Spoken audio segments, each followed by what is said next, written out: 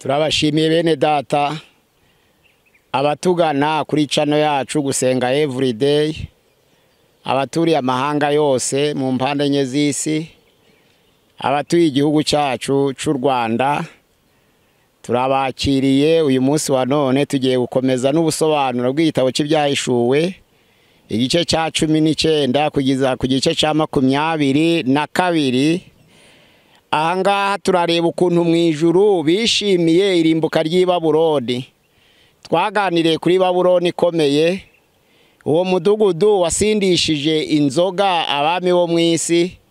None tugeze ukuntu abera bageze mu ijuru amaze kunesha, ariko bitegereza kurimbuka k'umurwa w'i Babuloni banezewe, bataka Imana, bavuga gukomera kwayo, bavuga ko imanza zayo ari iz'ukuri, bavuga ko ari Imana itabera, bavuga ko Imana icireho Babuloni ibyo yakoze.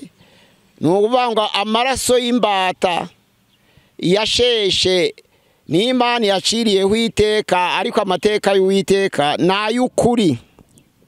Hariya noneho hari ibyishimo byinshi, baravuga bati twishime tunezerwe, kuko noneho ubukwe bw'umwana w'intama busohoye kandi umugeni we akaba yiteguye. Ahawe kwambara imyenda y'igitare. Iyo myenda y'igitare niyo mirimo yo gukiranuka y'abera bashatse kuvuga, ariko hariya baravuga ngo hahirwa abatorewe ubukwe bw'umwana w'intama. Bisobanura ngo ijambo ry'Imana rivuga ngo yaje mu bye, ariko abe ntibamwemera, ariko abamwemeye bose bakizera izina rye nibo yahawe ubushobozi bwo kwitwa abana b'Imana. Ijambo ry'Imana ryari rije rigenewe abayuda. Abayuda ntibaryakira, ariko abanyamahanga ritari ryarateguriye bararyakira. Babandi batarabe, babandi bari baratandukanijwe n'Abisirayeli bitwa abanyamahanga kubw'amasezerano, nabo binjira mu nzu y'Imana bitwa barari ku bukwe bw'umwana w'intama, barabutaha. Barishima rero, baravuga ngo Babuloni we nuko nawe ubaye. Bashima Imana ko Imana ari y'ukuri, kandi ko amateka yayo adahinduka, kandi ko amateka yayo akiranuka. Nibo bavuze ngo, arambwira ati andika uti hahirwa abatorewe ubukwe bw'umwana w'intama, kandi ayo magambo ni ay'ukuri kandi ni ayo gukiranuka. Hariya ku murongo wa 11 ibice 19 haravuga ngo mbona ifarashi y'umweru, uyigenderaho yitwa uwo kwizerwa kandi w'ukuri, ni uca imanza zitabera kandi zikwiye. Noneho yaraje gukuraho burundu ubushobozi bwa ya nyamaswa na wa muhanuzi w'ibinyoma, kuko ya nyamaswa yatesheje abera, yamenya amaraso y'abana b'Imana. None igihe kirageze cyo gucibwaho iteka no gukurwa mu isi. Noneho ya nyamaswa n'abami bo mu isi, ijambo ry'Imana riravuga ngo bazifuza kurwanya uhetswe na ya farashi, ariko muri ako kanya ya nyamaswa izafatwa mpiri na wa muhanuzi w'ibinyoma akoraga ibimenyetso n'ibitangaza imbere yawo, akabiyobesha abera n'amahanga yose, nawe afatanwe mpiri nayo. Noneho bombi bajugunye muri rya tanura ryakumuriro n'amazuku, aho bazababazwa iteka ryose. Ariko ijwi riravuga ngo mwabisiga mwe, riratabaza rihamagara ibisiga, riravuga ngo muze musangire ibyo kurya mwateguriwe n'Imana. Hariya ku murongo wa 12 uravuga ngo mbona marayika ahagaze mu izuba, arangurura ijwi abwira ibisiga byose biguruka mu kirere ati nimuze muteranire kurya ibyo kurya byinshi Imana ibagaburira. Murye intumbi z'abami n'iz'abatware b'ingabo n'iz'ab'ubushobozi n'iz'ab'amafarashi n'iz'abakora ibizira n'iz'abantu bose, ab'umudendezo n'ab'imbata, aboroheje n'abakomeye. Igihe cyo kuneshwa kwa nyamaswa cyari kigeze. kandi ya nyamaswa twasobanuye ko ari ubushobozi n'ubutegetsi bw'isi. bwa bushobozi noneho butwaza igitugu bukababaza abana b'Imana. Bamwe mu bahanuzi b'ibinyoma bava mu itorero nabo bagakorana ubumwe n'amasezerano. Bamara gukorana amasezerano, ijambo ry'Imana ryaratubwiye ngo ya nyamaswa igahindukirira wa maraya igafatanya n'abami b'isi, bagatsotso bakamurya, bakamugora, bakamucuza, bakarya inyama ze, nawe agakongoka. Hano none ijwi riraranguriye ngo za mbaraga za ya nyamaswa ziri hehe? Za mbaraga z'aba mutware w'isi zigiye kuneshwa. Barahamagara ngo mwabisigamwe mubanguke cyane, hari ibyo kurya Imana yabateguriye, kuko hari intumba ngaha z'abatware b'isi n'abakomeye n'aboroheje n'ab'imbata n'ab'umudendezo n'abatware b'ingabo. Hano baragaramye, none mubonye ibyo kurya byinshi mwateguriwe n'Uwiteka. Hariya noneho ya nyamaswa yiha ubushobozi ishake kurwanya wa wundi uhetswe na ya farashi y'umweru ari we Yesu Kristo, ko yarangwaga no kunesha. Kandi twaganiriye ko ifarashi y'umweru isobanura kunesha. Uyicayeho rero ni Yesu, kuko ari uca imanza zitabera. Araza noneho ya nyamaswa ishaka guhaguruka ngo imurwanye, n'abami bo mu isi bafatanije nayo ayifata mpiri.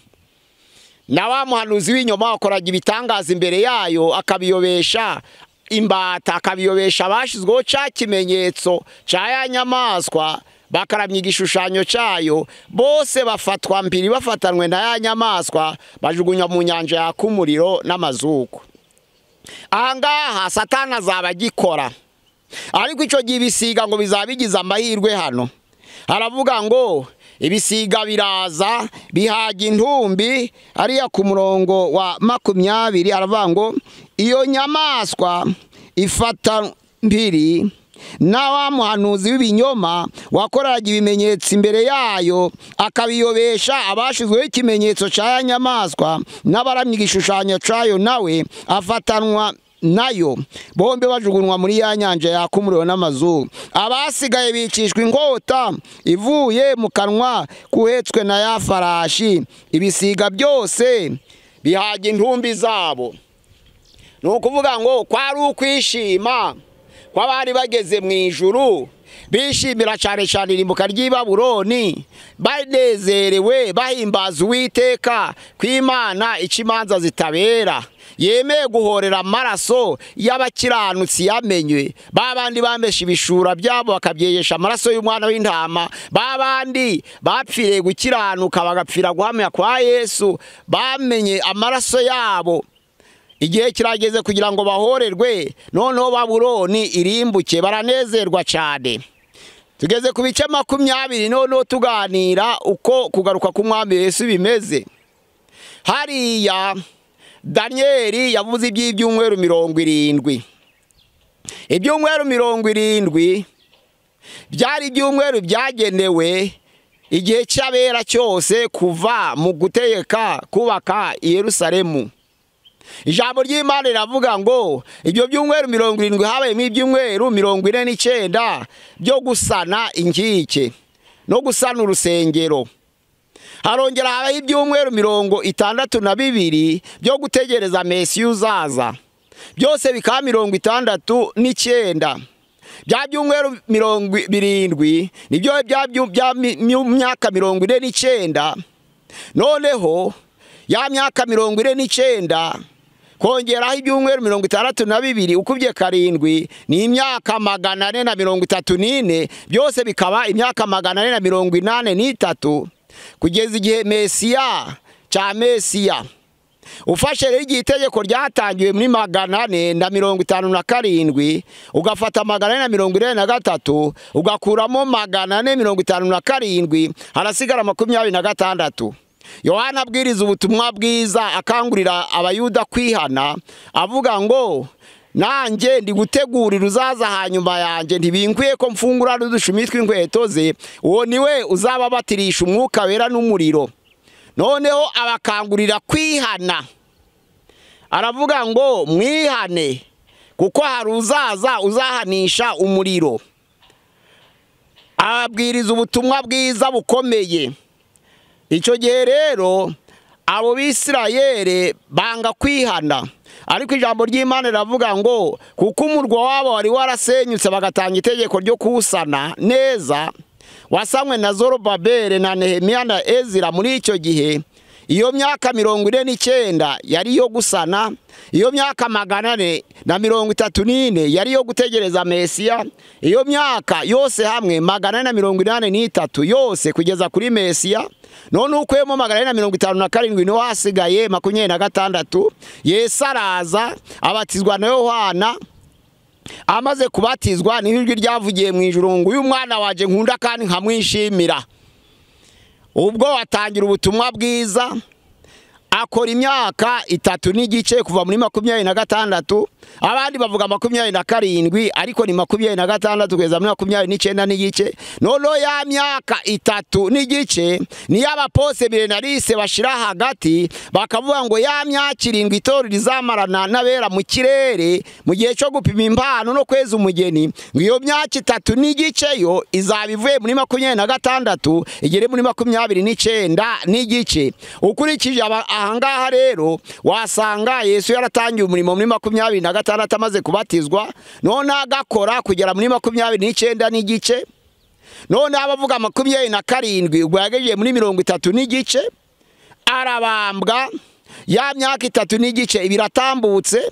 Abapose milenaliste rero bo bavuga ko nyuma yo kuzamurwa mu ijuru kwa Yesu Kristo, bya myaka 3 n'igice izaba muri iyi myaka kuva mu kuzuka kwa Yesu Kristo kugeza mu gihe Titus yasenye urusengero rw'i Yerusalemu mu mwaka wa 70. Noneho rero n'abapuremilenaliste imyaka 7 ntabwo bayishira mu gihe cyo kubambwa kwa Yesu, ahubwo bayishira mu gihe itorero rizaba ryarazamuwe. Cya gice cya mbere cy'imyaka 3 n'igice cyo gupima impano kizatwara imyaka 3 n'igice, bo bavuga ko ari yavuzwa aha. Ya myaka 3 n'igice isigaye nivugwa mu Byahishuwe 11 umurongo wa 9, havuga ngo babandi bakorana na ya nyamaswa yari ivuye ikuzimu baje gushinyagurira intumbi z'abakiranutsi n'abahamya babiri barimo Eliya na Enoki, ngo bazategereza babashungera imyaka 3 n'igice. Nibamara kubashungera noneho n'ijwi rizavugira mu ijuru rihamagara bari mu isi ya mirambo, umwuka w'ubugingo uvuye mu ijuru yinjiye mihinduka abantu. Ijwi riravuga ngo muzamuke muze hano. Bazamuka bava mu banzi babo, babareba basanga ryatsinda rya Yesu n'abera mu cyumba cyo kweza umugeni. Noneho bamanukana na Yesu bimana nawe imyaka 1000. Ku gice cya 20 noneho rero havuga ko mbona marayika amanuka afite urufunguzo rw'ikuzimu, akagira n'umunyururu mu ntoke ze. Afata cya kiyoka akibora kugira ngo kimare imyaka 1000 kidakora, akijugunya ikuzimu, arahakinga. Nukuvuga ngo yabujije Satani gukomeza kuyobya abera, kuko umurimo wa Satani ni inzererezi. Nkuko Imana yamubaje ngo Satani uraturuka, akavuga ngo ndaturuka ku isi no kwizereraho. Nuvuga ngo Satani ni inzererezi. Narizo mpamvu ijambo ry'Imana avuga ngo mwirinde ibisindisha, mube maso, kuko Satani umurezi wanyazerera nk'intare ashaka ko yaconshomera. Satani rero ni umugome. Satani ni inzererezi, ahora agenda ashaka ko yaconshomera. Ariko igihe kirageze marayika araza aramuboha amushira ahantu agomba kumara imyaka 1000, arahakinga. None ijambo ry'Imana riravuga ku murongo wa 4 ngo mbona indebe z'ubwami, mbona n'abazicayeho bahabwa ubucamanza, kandi mbona n'imyuka yabishwe baciwe ibihanga babahora guhamya kwa Yesu bazutse. Noneho rero n'ijambo ry'Imana aribo bataramije ya nyamaswa n'igishushanyo cyayo, kandi batashizweho ikimenyetso cyayo, barazuka bimana na Kristo imyaka 1000. ya myaka igihumbi ruvuga ngo Yesu azamarana n'abera hano ku isi, umuzuko wa mbere uzaba waratambutse. Ijambo ry'Imana riravuga ngo natwe abazaba bakiriho ntabwo tuzabanziriza natso abazaba barapfiriye mu mwami, ahubwo abapfiriye muri Yesu Kristo nibo bazabanza kuzuka, twe nabo duhindurwe bashatse umusanganire mu bicu. Aho ngaho rero ijambo ry'Imana riravuga ngo hahirwa ufite uruhari ku muzuko wa mbere, arahirwa kandi nuwera ntaco azatwarwa n'urupfu rwa kabiri, ahubwo azaha umutambyi na Yesu Kristo kandi azimana nawe imyaka igihumbi. Ariko ijambo ry'Imana rivuga ngo imyaka igihumbi nishira Satani nibwo azabohorwa kandi azahaguruka afite umugambi wo gushaka kongera kuyobya abera. Nizo mpamvu umuzuko wa kabiri w'abanyabyaha uzabera rimwe no kuborwa kwa Satani, noneho bakora n'inama yo gutera Yerusalemu umurwa wera, cyagiye bagihaguruka bagitekereza ku ngamba zo gutera, babona ko Yerusalemu woherezaga abavugabutumwa bo kubatwikisha umuriro, bashaka kugira ngo bawusenye nk'umigambi ye. Ijambo ry'Imana riravuga ngo umuriro uzaturuka mu ijuru ubatwike, kandi Satani wawayobyaga nawe ajugunye muri ya nyanja yaka umuriro n'amazuku irimo ya nyamaswa na wa muhanuzi w'inyoma. Aho ngaho rero yaba Satani na ya nyamaswa na wa muhanuzi w'inyoma bazababazwa iteka ryose. Ubwo rero abazaba bafite uruhare ku muzuko wa mbere barahirwa, kuko batazagira icyo batwaga n'urupfu rwa kabiri. Ntabwo icyo gihe cyo kurimbuka kw'abanyabyaha Satani amaze kuwokwa, abakiranutsi bazaba bahishwe, nibwo bazatangira noneho, kuko umuntu uzaturuka mu ijuru bakirwe bicarane n'Imana mu ijuru. Nk'uko ijambo ry'Imana rivuga ngo ijuru ni intebe yanje kandi si n'intebe y'irenge byanje, abazanesha bazicarana na Kristo nk'uko nawe yicaranye na se ku ntebe ye. Ubwo niho imikorere ya Satani na ya nyamaswa na wa muhanuzi w'inyoma izaba ishize. Noneho rero ibice cya 21 havuga ibyerekeye Yerusalemu nshya. Ijambo ry'Imana riravuga ngo mbona ijuru risha, mbona n'isi nshya, kuko ijuru rya mbere n'isi ya mbere byari bitakiriho kandi n'inyanja yari yakamye. Mbona ururembo rwera Yerusalemu rumanuka ruva mu ijuru ruva ku Mana, rwiteguwe nk'uko umukwe arimbishirizwa umugeni we.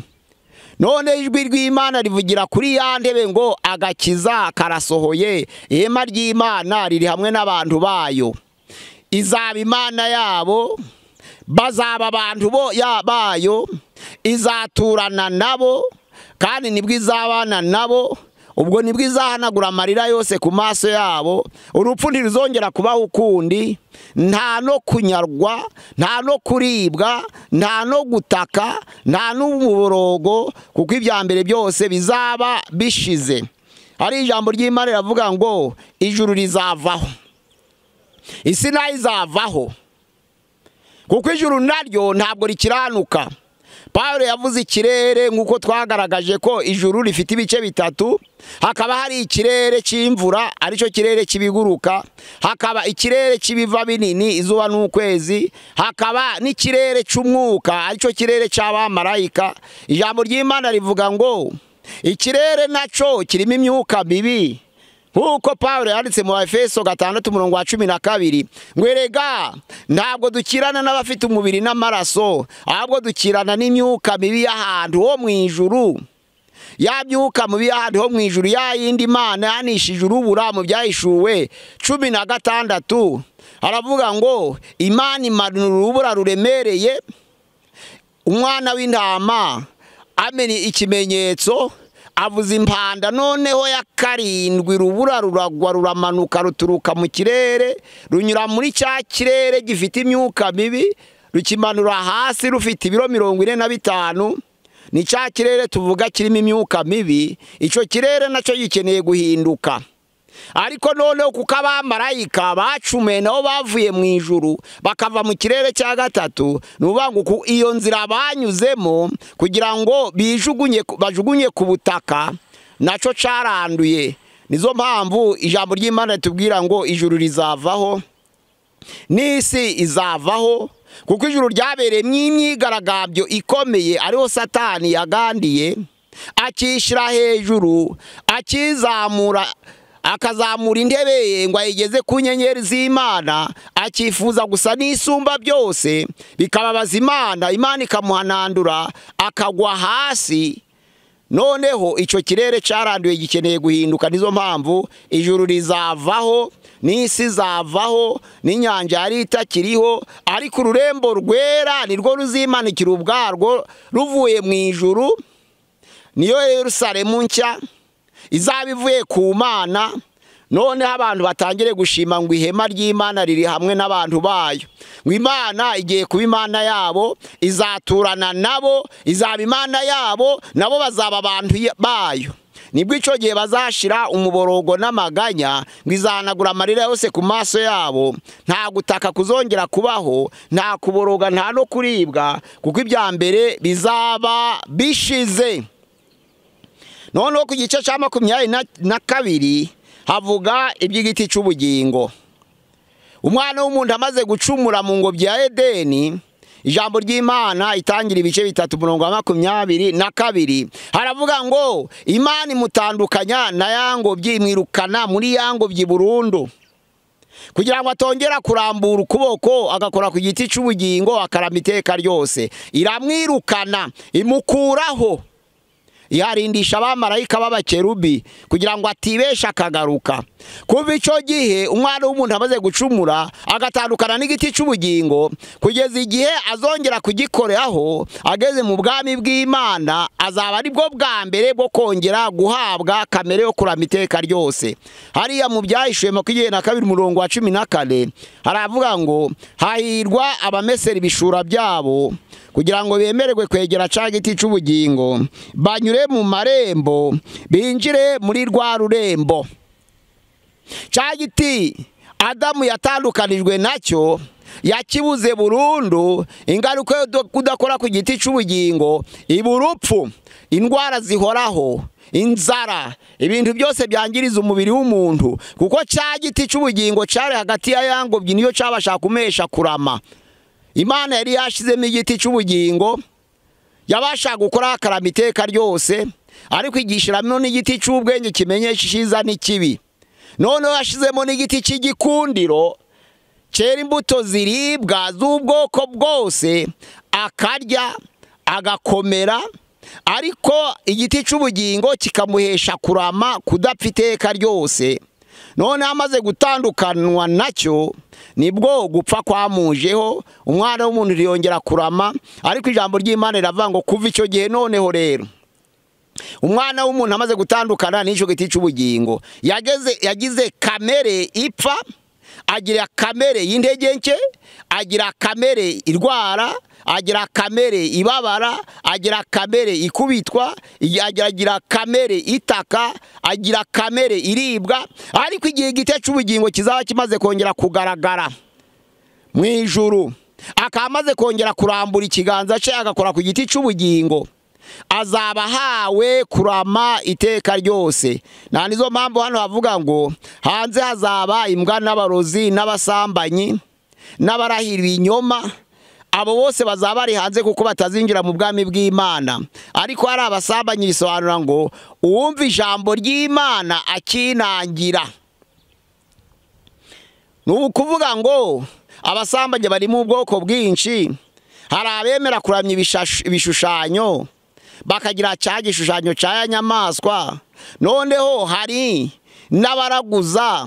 Abo bantu baraguza nabo n'ubundi busambanyi nka Yezebeli, kuko ijambo ry'Imana rivuga ngo kuko akundi urya mugore Yezebeli oshaga imbata zayo ngo zisambane nawe. Ntabwo bwari ubusambanyi bw'umubiri, ahubwo bwari ubusambanyi bwo gusenga ibigirwamana no kuramya ibishushanyo.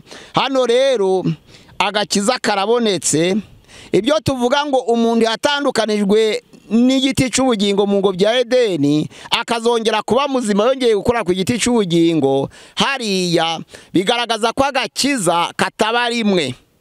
Kandi nta muntu ukizwa burundu, ahubwo umuntu ahora akizwa buri munsi, uko umunsi utashe umuntu arakizwa. Agakiza ni intambara kandi ni urugendo. iyo umuntu yinjiye mu gakiza aba atangiye urugendo. Pawulo yaravuze ngo si ukuvuga ko amaze guhabwa cyangwa amaze gutunganywa, ahubwo ndakurikira nkomeje mfite umurava kugira ngo hari nzasingire icyo Kristo yamfatiye. Bisobanura ko Pawulo nawe yari ari gutangira iby'agakiza. Yemera ko yaboneye agakiza muri Yesu Kristo, ariko yemera ko ari urugendo rutangira rukazasozwa. Iyo abantu batari bakora ku giti cy'ubugingo rero ngo bahabwe ya kamere yo kurama iteka ryose, baba bakihora bakizwa. Umuntu akizwa ku wa mbere, agakizwa ku wa kabiri, agakizwa ku wa gatatu, igihe ubuzima bwe bwose aho buzagarukira agahora akizwa. Nizo mpamvu indirimbo ya 200 ivuga ngo mpisemo guhora nkizwa, ngashingwa mu gakiza k'Uwiteka, nuko umuntu adakizwa rimwe.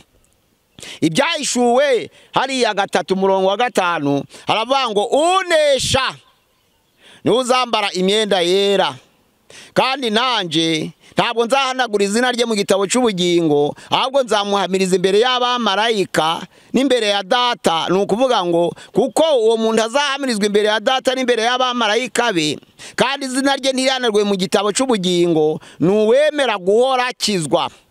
Abantu benshi barahagarara ngo twe ngo twarakijwe byararangiye. Oya, muri mu rugendo rw'agakiza. Nizo mpamvu ahantu hose mukirizwa mukiri ku isi Satani yarayigabanye abosha kubagezaho ibiganza.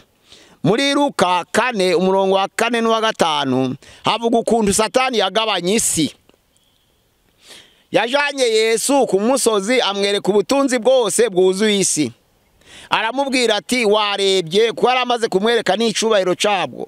Abantu bisi bakenera icyubahiro. Aramubwira turabona ubutunzi bw'isi, ibi byose upfukamye ukandamya ndabiguha. Ariko Yesu kuko yari umwana w'Imana aravuga ngo uramye Uwiteka Imana yawe yonyine kandi ari ukorera. Na Satani aravuga ngo ninje wabigabanye. Ntabwo Yesu yamugisha impaka ngo wabigabaniye he. Nizo mpamvu aho uri hose hano ku isi Satani yaguteza amakuba yifuza, yaguteza akaga ashaka, yakugezaho ibyago ashaka. Ariko muri Yesu kuko twanesheje nta mukiranutsi upfa.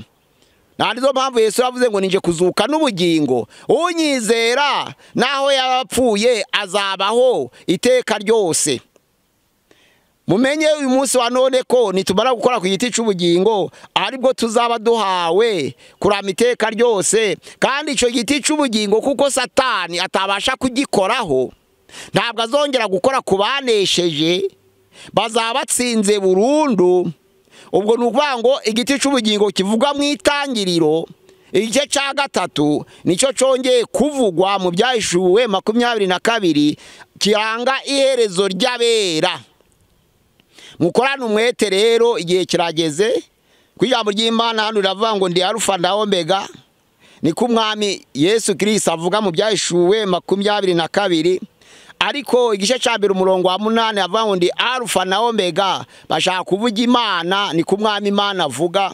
Uvuga ngo Alpha ni izina ryahawe Imana, Alpha ni izina ryahawe Yesu, nkuko bivugwa hara mu Byahishuwe 22 utangire ku murongo wa 12 ukageza ku murongo wa 13. Ndi Alpha na Omega, izina ryahawe Imana, ni izina ryahawe Yesu Kristo. Kandi abantu bazihangana kuva ku kuremwa kwabo kugeza igihe Yesu azagarukira mu bwiza bwe, bakagira uburenganzira bwo gukora ku giti cy'ubugingo, nabanesheje gusa bazaba bahirwa. Nibo bazarama iteka ryose, nibo bazabana na Yesu ku ngoma ye idashira. Nizo mpamvu ya myaka 1000 ntabwo ari ingoma idashira, ahubwo ni millennium. Ni ingoma y'imyaka 1000 nyine izakurikirwa n'ingoma y'iteka ryose. Ariko abaposeminarise n'abapreminarise kuko babivuze mu buryo butandukanye, imyaka 1000 yararangiye ku baposeminarise. Amilenarise imyaka 1000 ni mu buryo bw'umwuka. Ntabwo Imana ibarira abantu imyaka. Ni ukuvuga ngo kugaruka kwa Yesu kuzatungura. Ntabwo bazavuga ngo azaza ryari cyangwa azaza ryari, oya. Nkuko abigishwa babajije Yesu ngo tubwire ubwami bw'Imana buzaturuka he, buzaza bute. Yesu yarababwiye ngo ntabwo ubwami bw'Imana buza nkuko abantu babureba. Ntabwo abantu bazavuga ngo ngubwo burahingutse buturutse iri burasirazuba cyangwa iburengerazuba, ahubwo muje mutegura imitima yanyu kuko ubwami bw'Imana buri hagati yanyu. ubwami bw'Imana buzakomerera muri mwe, ubwami bw'Imana buzategurirwa muri mwe. Abateguye imitima yabo bagasiga ubuturo bwera amavuta, ntabwo abazinjira mu bwami bw'Imana bagenda birukanka. Abazinjira mu bwami bw'Imana n'abazaba barateguye imitima yabo, Yesu akayinjiramo. Nizo mpamvu Yesu yatanze umugani aravuga ngo ingunzu zifite imyobo yazo n'inyoni zikagira ibyari byazo, ariko umwana w'umuntu ntagira aho arambika umusaya. Ni Luka 9:57. Ntabwo yashaka kuvuga ingunzu mu buryo bw'ingunzu cyangwa inyoni, ahubwo yashaka kuvuga ngo yagenzuye imitima y'abantu, asanga aho yakabonye ubuturo bwera mu mitima y'abantu yarayibuze, aburaho arambika umusaya. Umwana w'umuntu aburaho yaruhukira. Nubwo ingunzu zigiraho zirara mu myobo yazo, inyoni zikagira ibyaraho ziruhukira ku manywa na nijoro, ariko umwana w'umuntu ntabwo agiraho yarambika umusaya. Yashaka kuvuga ko abantu batigeze bategura imitima yabo ngo Yesu abonye umwanya muri bo. Yashaka kuvuga ko imitima y'abantu ni imitima ititeguye kumwakira. Yabwiraga abantu bafite imitima itizeye ko yabuze uburuhukiro muri bo. Dutegure abazaja mu bwami bw'Imana bakarambura ukuboko bagakora ku giti cy'ubugingo, ni babandi bazaba barejeje imitima yabo, ni babandi Yesu azaba yarabonye uburuhukiro muri bo, ni babandi bazaba baramesha ibishura byo bakabyejesha amaraso y'umwana w'intama. Abemeye kurengana bazira guhamya kwa Yesu nibo bazongera gukora ku giti cy'ubugingo bagahabwa kurama iteka ryose. Imana yacu idufashe kugira ngo dutegereze kugaruka kwa Yesu twizeye, kuko abantu bose bemera ko Yesu azagaruka barahirwa. Abantu bose bamutegereje bihanganye barahirwa. Kwitegura rero ibintu bibiri by'ingenzi, nuko wakwemera ko azagaruka ukabyizera kandi ukitegura. Yaza none, yaza ejo, yaza mu gihe kizaza, yaza mu myaka 40, ariko icy'ingenzi cy'Imana ishaka ni ukugira ngo aho uri hose kubategereje kugaruka kwe bose barahirwa. Pawulo agiye kurangiza urugendo yaravuze ngo ubu ngiye maze kumera nk'ibisukwa ku gicaniro. Timoteyo ya 2 ni ibice 4:6. Uko narwanye intambara nziza, narinzi ibyo kwizera, igisigaye mbikiwe ikamba ryo gukiranuka, ari ryo umucamanza utabera zampa kuri urya munsi. Ariko aravuga ngo nyamara si njye nyine, ahubwo nabarinze kuzaboneka kwe bose bazinjira mu bwami bw'Imana, kandi bitwa abahamya ba Kristo, kandi babane nawe ku ngoma y'iteka ryose. Imana yacu ibafashe, ibaye kwihangana no gutegereza mwihanganye, kugira ngo wa munsi nugera, umunsi tutazi. Uretse ko abakiranutsi Yesu yarabahumurije aravuga ngo mwewe ntabwo uwo munsi uzaza nk'umujura kugira ngo mutungurwe, ahubwo abana b'abakiranutsi bahora biteguye kuko ari abana b'umucyo. Umujura aza nijoro, ariko abakiranutsi kuko batagira ijoro bahora ari abana b'umucyo, umujura baramubona. Nizo mpamvu bazaba biteguye, bo batazafatwa nawe kandi ngo batungurwe kuko ari abana b'umucyo. Ariko abandi bakiri mu mwijima Yesu agiye kubatungura nk'umujura, kuko ibise bitungura umugore utwite, kandi ngo ntabwo bazabasha kubirokoka na hato. Ariko ijambo ry'Imana rivuga ariko mwebweho abana b'Imana muri ab'umucyo, ntabwo uwo munsi uzabatungura nk'umujura, kuko mudasinzire muhora mwiteguye. Imana yacu ibafashe kugira ngo igihe cyose dore twiteguye, kuko uwo munsi uzaza igihe Imana ishakira, atari igihe abantu bashakira. Ariko abiteguye kwinjira mu bwami bwe nibo bazamusanganira Yesu nagaruka, maze babashe kurambura ukuboko bakore kuri cya giti cy'ubugingo, bahabwe kurama iteka ryose mu ngoma ya Kristo, ibudapfa, ibutababara, ibutarira, nta maganya, nta kurira, nta muborogo, nta no gutaka, byose bizaba bishize, haba umunezero w'iteka ryose. Mu izina rya Yesu Kristo, amena.